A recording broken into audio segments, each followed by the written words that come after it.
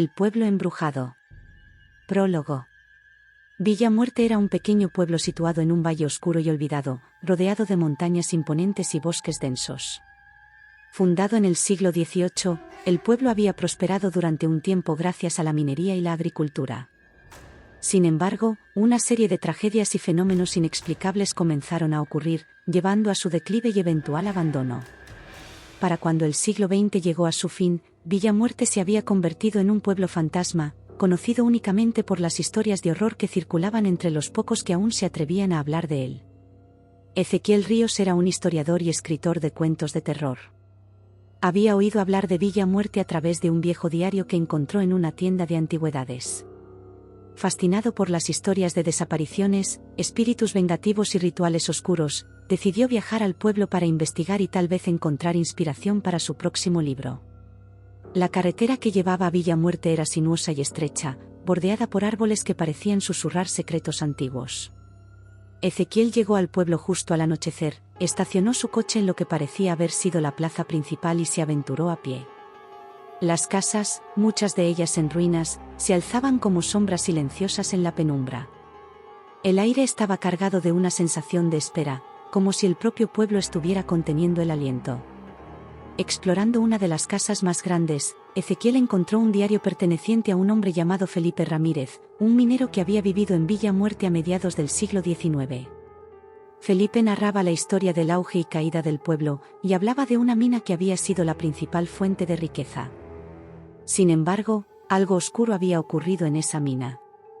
El diario mencionaba desapariciones de trabajadores y extrañas visiones en las profundidades. Felipe también hablaba de un antiguo altar encontrado en la mina, decorado con símbolos paganos y huesos humanos. Después de su descubrimiento, los accidentes y desapariciones se volvieron más frecuentes, y los mineros comenzaron a susurrar sobre una maldición que había sido desatada. Finalmente, la mina fue sellada, pero el mal parecía haber impregnado todo el pueblo. Ezequiel decidió buscar a los pocos ancianos que aún vivían en las cercanías y que podían recordar algo de los días oscuros de Villa Muerte. Encontró a don Pablo, un hombre de 80 años que había sido uno de los últimos habitantes del pueblo antes de que su familia se mudara. Don Pablo le contó historias que le helaron la sangre. Había crecido escuchando los relatos de sus abuelos sobre espíritus que caminaban por las calles en las noches de luna nueva, gritos que se escuchaban desde la mina sellada y figuras oscuras que se movían entre las sombras. Una de las historias más inquietantes era la de la Llorona de Villa Muerte, una mujer que había perdido a su hijo en un accidente minero y que ahora vagaba por el pueblo buscando su espíritu. Ezequiel sabía que muchas veces, las iglesias guardaban secretos oscuros de sus comunidades. La iglesia de Villa Muerte, una estructura imponente aunque deteriorada, se alzaba al final de la calle principal. Al entrar, el silencio era abrumador. Las bancas estaban cubiertas de polvo, y los vitrales rotos permitían que la luz de la luna creara patrones fantasmales en el suelo. Al explorar la sacristía, encontró antiguos documentos y libros, algunos de ellos en latín. Había registros de bautismos, matrimonios y funerales, pero también menciones crípticas de exorcismos y rituales de purificación.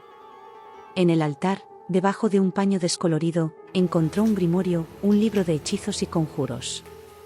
Las páginas estaban llenas de símbolos extraños y recetas para invocar y desterrar espíritus. Ezequiel se dio cuenta de que la iglesia había sido un punto focal en la lucha contra la oscuridad que había tomado el pueblo.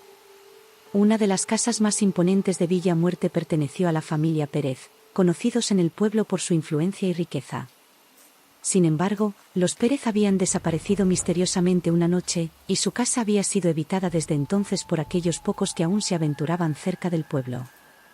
Ezequiel decidió explorar la casa, esperando encontrar pistas sobre lo que les había sucedido. Al entrar, sintió una presencia pesada y opresiva. Los muebles estaban cubiertos por sábanas polvorientas, y el aire estaba viciado. En el estudio, encontró una serie de cartas escritas por el patriarca de la familia, don Alberto Pérez. Las cartas revelaban que don Alberto había estado investigando el altar pagano en la mina y había intentado desentrañar su misterio. En una de las últimas cartas, don Alberto hablaba de una sombra que había comenzado a seguirlo y de susurros que escuchaba en la noche.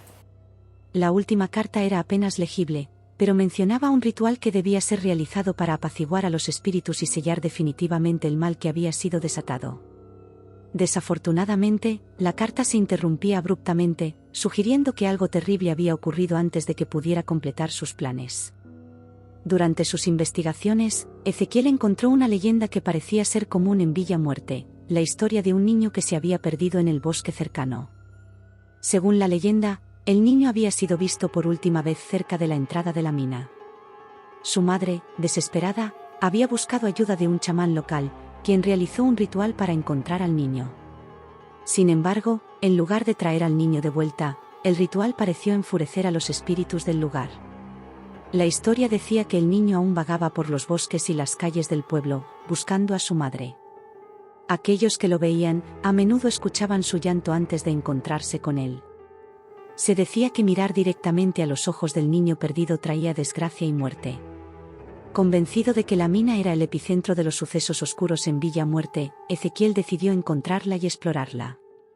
La entrada de la mina estaba oculta por la vegetación y casi invisible desde la distancia. Al llegar, encontró las puertas de hierro oxidado, selladas con cadenas y candados antiguos. Usando herramientas que había traído consigo, Ezequiel logró abrir la entrada. El aire dentro era frío y denso, y la oscuridad parecía casi tangible. Con una linterna, comenzó a adentrarse en los túneles.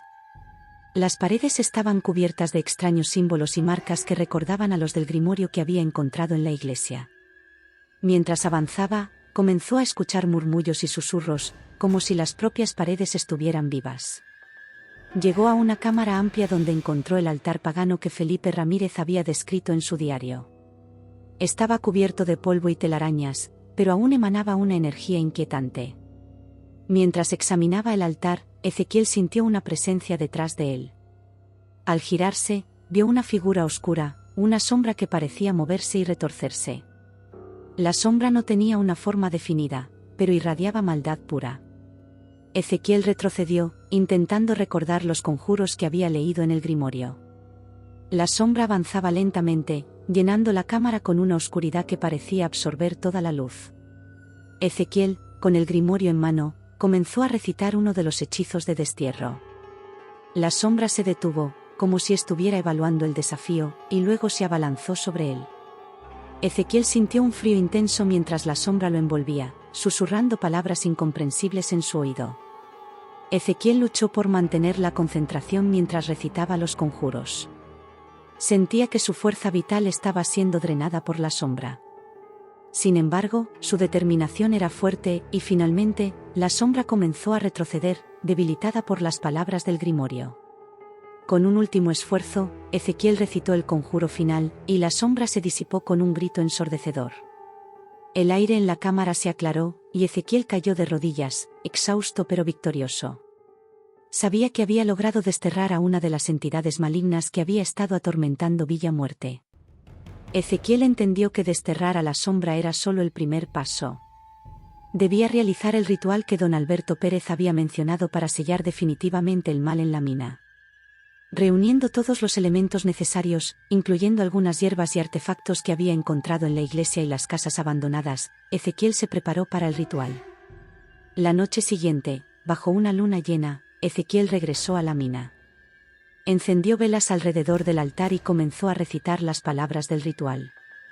El aire estaba cargado de electricidad, y Ezequiel podía sentir la presencia de los espíritus observándolo.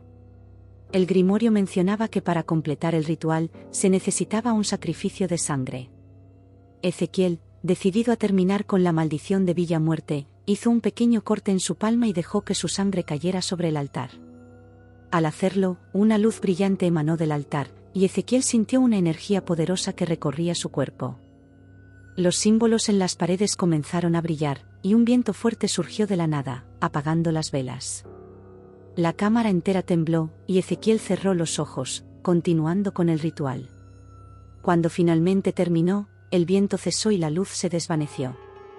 El silencio que siguió fue profundo y completo. Después de la tormenta, Ezequiel salió de la mina, sintiendo una extraña paz.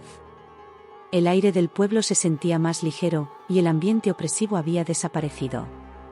Sabía que había logrado sellar el mal que había plagado Villa Muerte durante tanto tiempo. Sin embargo, también sabía que su batalla había tenido un costo. Regresó a su coche y, antes de marcharse, tomó un último vistazo al pueblo. Las sombras parecían menos amenazantes, y aunque las ruinas seguían allí, el sentimiento de desolación había disminuido. Ezequiel sintió una mezcla de alivio y tristeza al dejar Villa Muerte atrás. Epílogo. De vuelta en su hogar, Ezequiel escribió sobre su experiencia en Villa Muerte, documentando cada detalle de su lucha contra las sombras y el ritual final. Su libro se convirtió en un éxito, no solo como una historia de terror, sino también como un testimonio de la resistencia humana contra la oscuridad. Villa Muerte quedó en paz, sus secretos enterrados junto con sus horrores. Sin embargo, Ezequiel sabía que la memoria del lugar y su experiencia nunca lo abandonarían por completo. Había enfrentado el mal y había salido victorioso, pero también había aprendido que el verdadero horror no siempre reside en los espíritus y las sombras, sino en los corazones y mentes de aquellos que enfrentan sus propios miedos.